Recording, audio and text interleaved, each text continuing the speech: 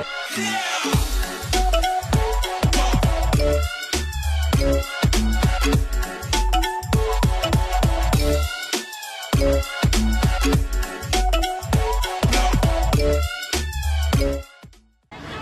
Sobat CP, kembali lagi di channel YouTube Clara Panggabean. Ya, pada sore hari ini kami selesai sidang, kami menuju ke alun-alun Kota Bandung. Di sini juga Clara ingin santai-santai sejenak bersama dengan advokat perempuan yang menjadi panutan Clara juga. Ya, di samping saya sendiri adalah Kakak Astanaria Ginting SHMH. Halo Kak Masta, apa kabar Kak? Luar biasa. Luar biasa ya. Tuhan. Wah, puji Tuhan. Aku juga mau sedikit pengen bertanya-tanya dengan Kakak. Mungkin pertanyaan yang pertama itu mengenai tentang bagaimana sih pertama kalinya Kakak menjadi seorang pengacara? Oh iya, itu sekitar tahun 2012 itu saya melamar di kantor Bapak John S.C. Panggabean yang sekarang ini adalah bos saya dan guru saya kan. Nah pada saat itu saya belum jadi advokat. Setelah itu kan di kantor itu banyak perkara pidana, perdata, ya kan. Saya tertarik untuk menganalisa juga seperti itu. Itu adalah pekerjaan sehari-hari.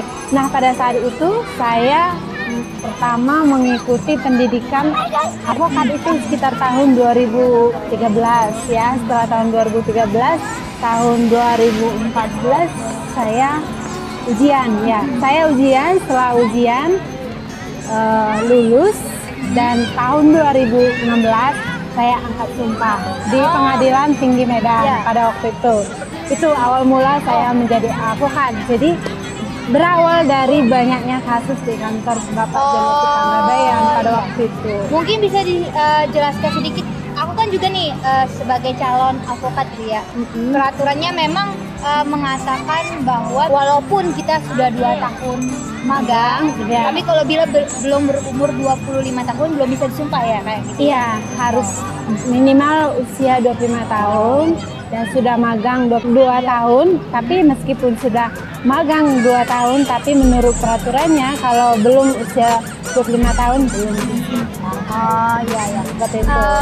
Bisa juga Kakak ceritakan sedikit saja mengenai suka dan duka menjadi seorang pengacara. Ini pengacara wanita juga ya. Mungkin dari sukanya dulu. Sukanya dulu ya. Poin pertama yang sangat mengesankan bagi saya adalah kalau kita jadi pengacara itu bisa kemana-mana. Hari ini misalnya di Bandung, besok Surabaya, besok Medan. Betul. Jadi traveling juga, jadi kayak gitu. Bisa mengetahui daerah-daerah gitu. Yang belum pernah ke sana ya udah ke sana seperti itu. Itu. Nah, selain itu apalagi Kak sukanya? Sukanya ya itu kita bisa mengembangkan apa yang kita pikirkan, apa yang kan kita kan kalau dulu waktu mahasiswa kan cuma tahu teori ya, teori gini kata dosen. Tapi setelah menjadi pengacara kita bisa mengembangkan teori itu dan kita sudah mengalami sendiri seperti itu. Jadi itu sebenarnya asik dan sangat menarik. Mungkin bisa ditambahkan lagi sedikit, bisa juga kita melihat dari karakter orang ya kan.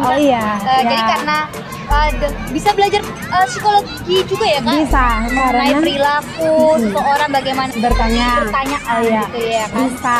Jadi banyak komunitas juga gitu kan, bergaul dengan lingkungan sekitar juga ya. Itu sudah pasti karena untuk menangani suatu perkara itu kan kita harus bisa menggali gitu. Jadi kita dapat mengetahui karakter orang seperti itu. Ya, itu kan didapat bukan dari kampus tapi didapat dari pengalaman. Iya, sangat betul sekali itu. Jadi sangat menarik untuk jadi pengacara. Nah, itu kan sukanya. Aku mau tanya juga tentang dukanya menjadi seorang pengacara itu seperti apa sih? Ya, pertama dikejar deadline ya. Deadline itu itu dukanya, bukan duka ya, duka tuh lebih gimana ya, mungkin tantangan bukan duka ya, tantangan ya deadline. Nah ketika ada deadline seorang pengacara harus sanggup untuk tidak pulang, bahkan tidak pulang ke rumah gitu. Wow.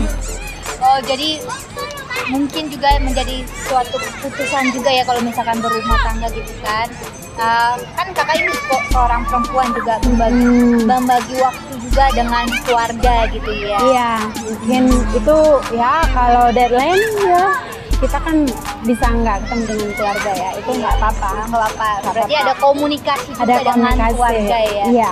Clara ingin mendapat motivasi pesan dari kakak juga mengenai walaupun menjadi seorang wanita, tapi kita bisa menjadi seorang pengacara yang hebat, bahkan berkarir memperjuangkan hak hukum dan keadilan itu bisa diberikan kepada kami semua. Untuk sahabat-sahabat Clara Pangabet yang mungkin ingin menjadi seorang lawyer juga. Oke.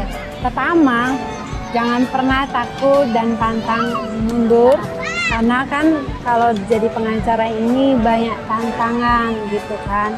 Jadi kalaupun kadang kena tekanan entah dari pihak manapun, jangan pernah berpikir untuk mundur dan jangan takut.